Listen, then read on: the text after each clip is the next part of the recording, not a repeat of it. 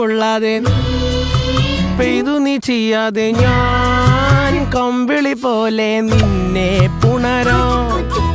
ഞാൻ നിന്നുടെ മാറത്ത് മെല്ലെ വേരുകളാഴ്ത്തിടാം നിൻ ഹരിത പരവതാനിയാവാ കാലം കൂട്ടുനിന്നില്ലെങ്കിലും എന്നെ പറിച്ചെറിഞ്ഞാലും വീണ്ടും പടർന്നു കേറിടും ഞാൻ